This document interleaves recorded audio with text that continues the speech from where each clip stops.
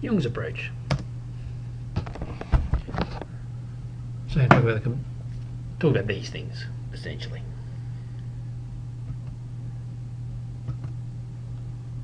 Alright, so let's start with the components of personality. Jung said our personality consists of a number of components, chunks, elements. So the working from kind of the outside in, but not really. The persona is...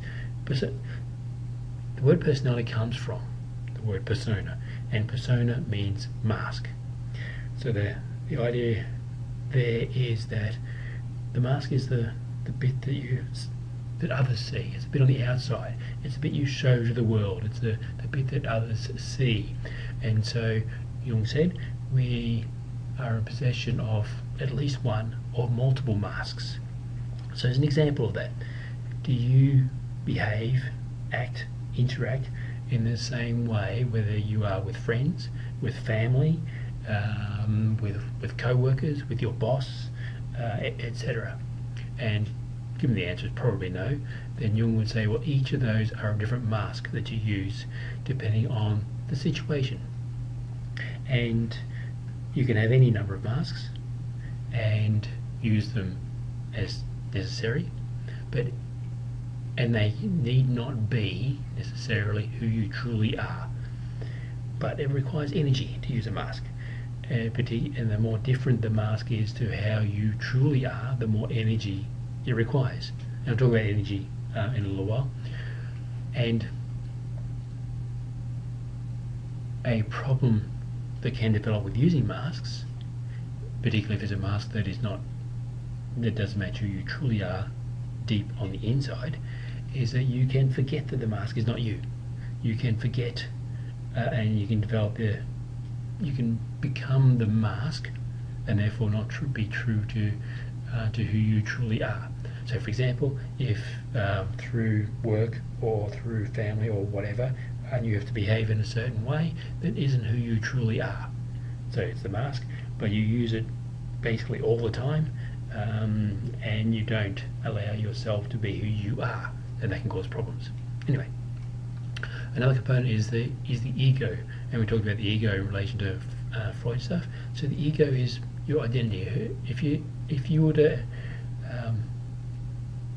if I was to say, finish this sentence, and if you were to say, well, I am funny, I am a student, I am, etc. All the sorts of things you use to describe yourself are part of your identity. Your ego is the center of consciousness, but the self, which is another component, which I'll talk about shortly, is the center of your personality.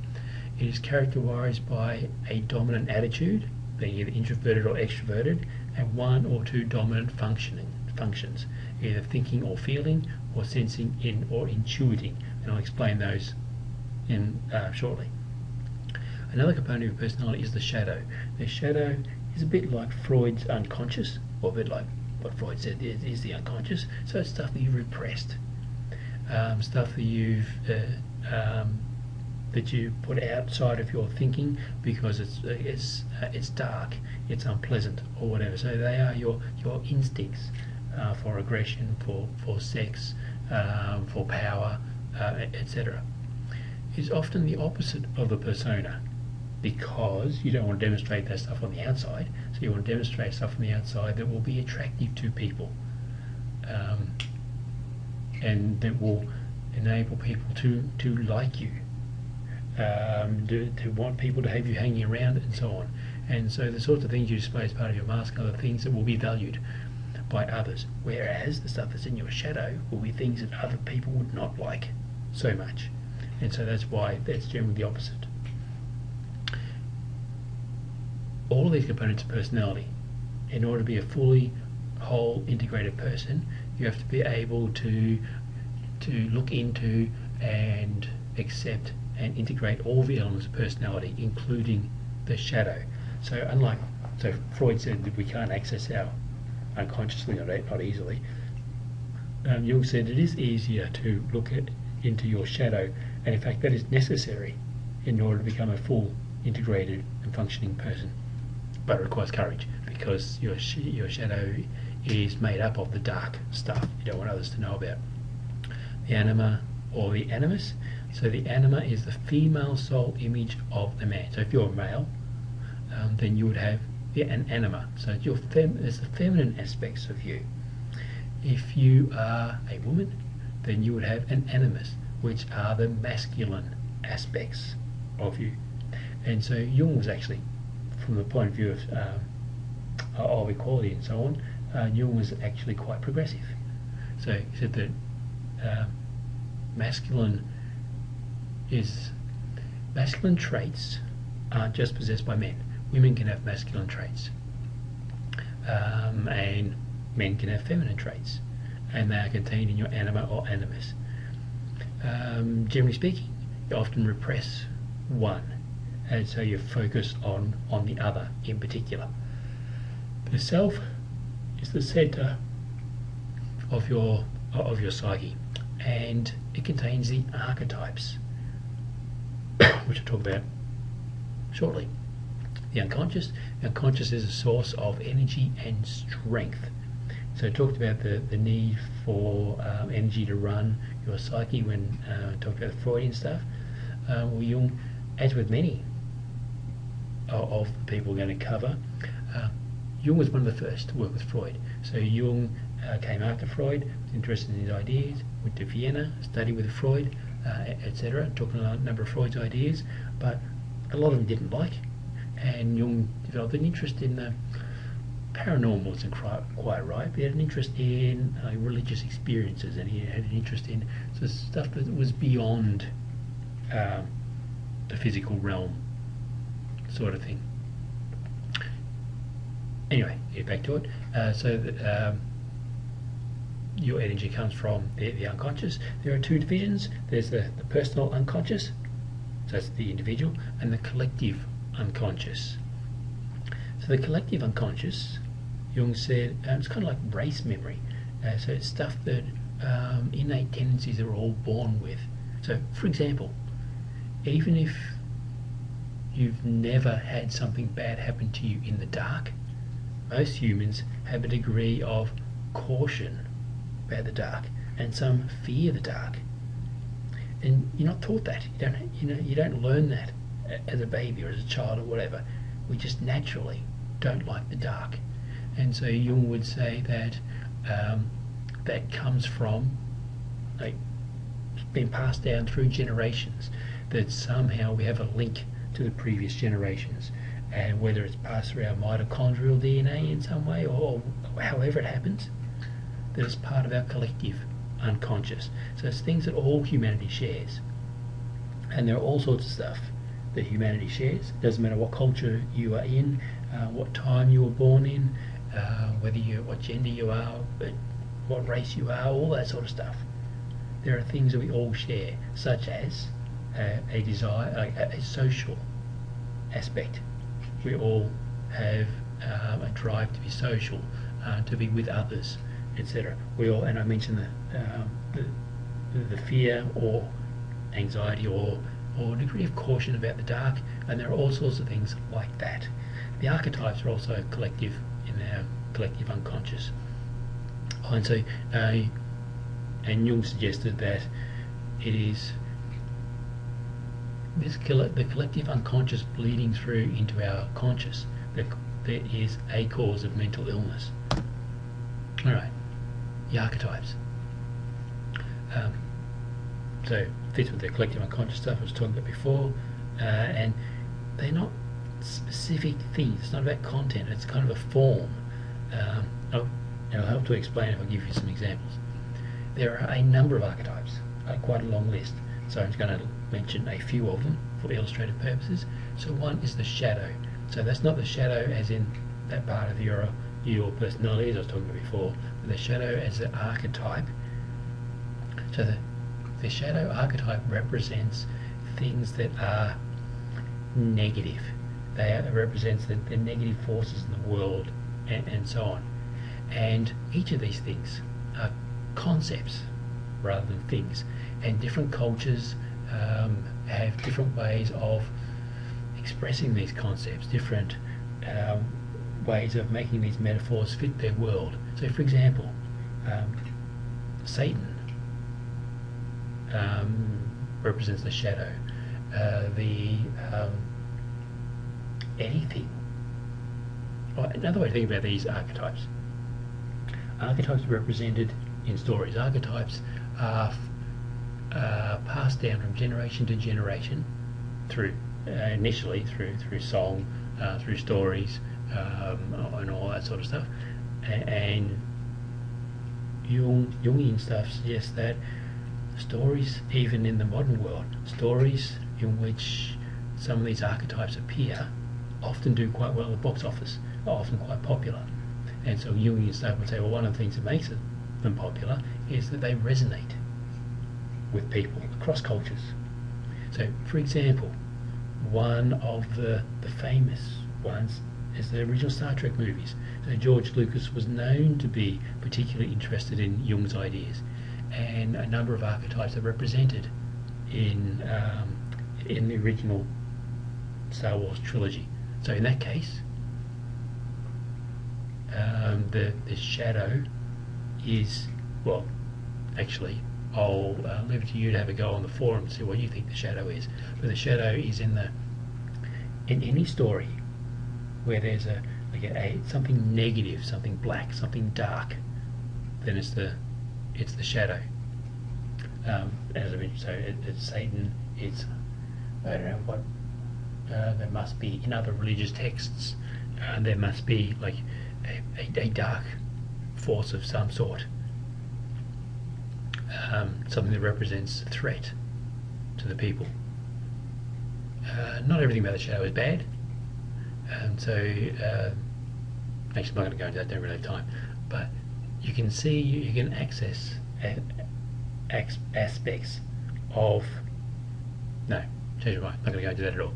So the anima as an archetype, or the animus, so that's I talked about that before, that the anima is the feminine traits in the male, and the animus is the masculine traits in the female, and so there are archetypes that represent that. There's the mother archetype, so the mother is the giver, the bringer of life. So, for example, and it doesn't have to be, and so I've seen before how this is a concept rather than necessarily a thing. So different cultures have different sources of life. So, for example, it might be a woman as the bearer of children, and there are religions, there are cultures, and so on, who worship the feminine form, particularly if she is fertile, fecund, and so on, as the bringer of life. But there are other cultures in whose stories the life force comes from water. So, for example, the ocean might be the bringer of life, rain might be the bringer of life, the river might be the bringer of life, it might be the earth as the source of life, it might be the sun, etc. So the mother archetype as a concept is where life comes from. The hero is, as a concept, the hero is the thing, the person, or whatever that protects the people, that fights the shadow, that looks after the downtrodden, that vanquishes the evil, etc. But the hero always has to have a flaw. The hero can't be perfect. So, for example, it's Superman and kryptonite. So Superman's not perfect; he has a flaw. That's kryptonite. Who else is there? Well, the original is Achilles and his heel. Of course, Samson and his hair, etc. So the hero is the strong one, both psychologically and physically, etc. But has to have a flaw. There's the wise old man. So as a concept, the wise old man is a source of knowledge, the source of wisdom. So and often depicted as a hermit, living in a cave, old, white flowing beard, etc.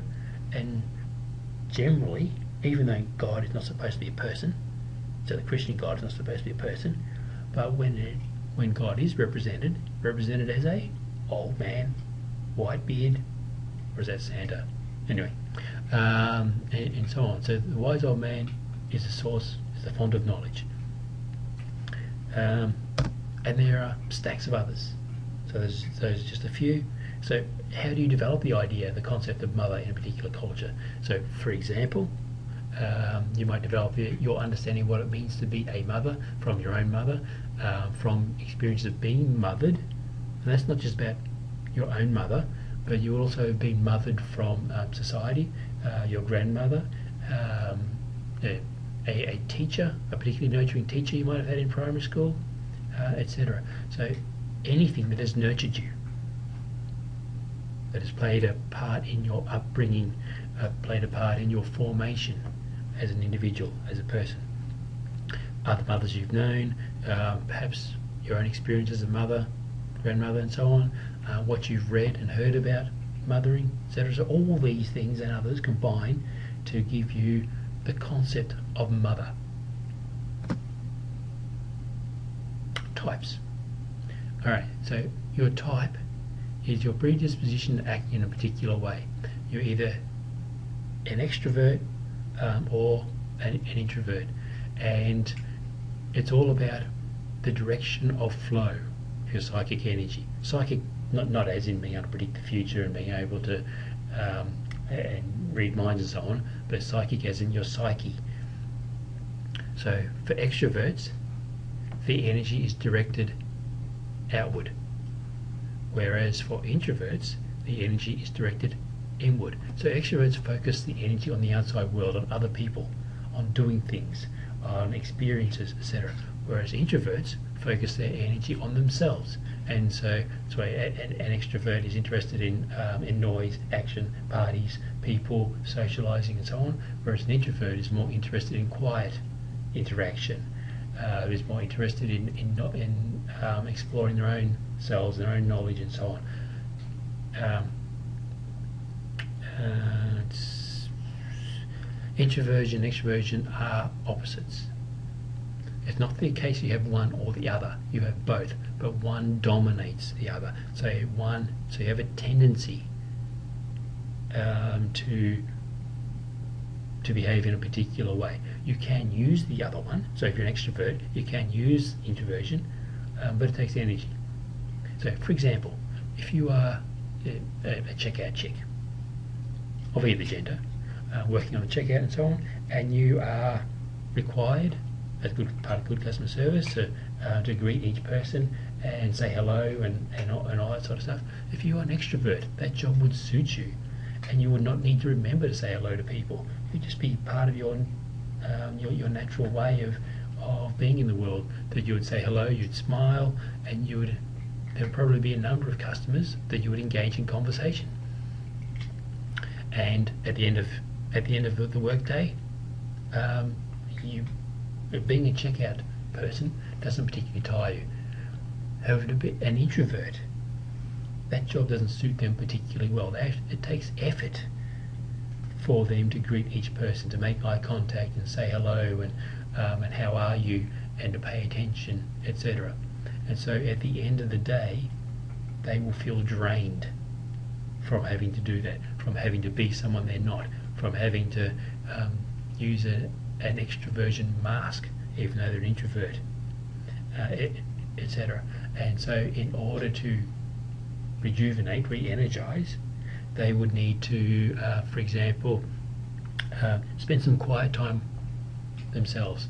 So reading a book, sitting on the couch, watching TV or whatever, doing something that's introverted in order to sort of replenish, to re-energize. And extroverts, the opposite. Extroverts, for example, would have trouble sitting quietly in a classroom, in a lecture, and so they'd be wanting to update their Facebook status and talk to other students around them, texting people, etc. So if they had all that taken, and that's because it's so difficult being an introvert, if they had all that taken from them and they just had to be introverted for that whole lecture, for that whole on-campus lecture, then at the end of it they would feel drained, and they would say, an introvert would say, well, that was good, I liked that experience. An extrovert would say, I've got to do something active. Let's got to find some people to talk to. I've got to find basically I've got to find ways of being extroverted to help me rejuvenate, to help me re-energize, etc. Functions are about how we understand the world. You can either be a sensor or an intuitor, or a thinker or a feeler. So it's about how you take in information and how you process it, what you do with it. So people who are sensors, they rely on their senses, so touch, sound, touch, hearing, vision, smell, and so on. And so they're interested in facts, the concrete, the present. So they're the sort of person who say, I only believe it if I can see it, or I only believe if I can touch it. It's only real if I can touch it, and so on. Whereas people who are intuitors, they work on hunches and connections, etc. They don't need to be physically present to believe it. They're happy to work on a gut feeling, what seems right. So, and then, judging the information that you get, you're either a thinker, in which case you use logic and you're interested in cause and effect, fact, and so on, or you're a feeler, and so someone who uses the feeling pole. It's more about personal significance. It's more about ideas, and it's more intimate rather than sort of cold and logical, etc. Sensing, intuition are the irrational functions, and thinking and feeling are the rational functions for obvious reasons. You might have heard of the Myers-Briggs type indicator, and so it's based on Jung stuff, and so it gives you 4 functions. So these are the 4 functions: sensing, intuiting, thinking, and feeling, plus being either extroverted or introverted, and you put those in all the combinations, that gives you 16 personality types, and that's called an MBTI typology. And the MBTI is used in all sorts of, particularly for job recruitment and position recruitment and so on, and it's used to get an understanding of the person's personality. And there are free versions you can do, and I'll put some links on the help site so you can work out what your MBTI type is if you haven't done so already. And so it's basically about where your attention is focused, how you're taking information. So where your attention is focused, are you introverted, extroverted? How you taking information, are you a sensor or an intuitor? How you make decisions, thinking versus feeling, and how you relate to the outside world, judging versus perceiving. So as a shortcut way of doing that, if you're given answer these questions. If you're given a free evening, would you prefer to stay at home by yourself, or go out with other people? And not as in necessarily tonight, but generally, what is your tendency? If you prefer to stay at home, you're more likely to be an introvert. If you have a tendency to prefer to go out with other people, you're more likely to be an extrovert. In gathering information, are you more interested in facts, so concrete knowledge, or you're more interested in the possibilities? And so you're a sensor or an intuitor. When you have to make a decision and you're processing information, deciding what to do and so on, is it more important to you that the answer you come up with is correct? If so, you're a thinker. If, however, what's more important to you is the impact of the solution, of the outcome. So there's not always a single right or wrong answer. Most things are grey, and you have to give more thought to it than just whether it's technically right or wrong. So if that's more you, then you are a feeler. When you do you have a preference for planning and thinking ahead and so on, in which case you're a judger, or doing things on the spur of the moment. And if you answer each of these questions, then that should give you an idea of which type you're most likely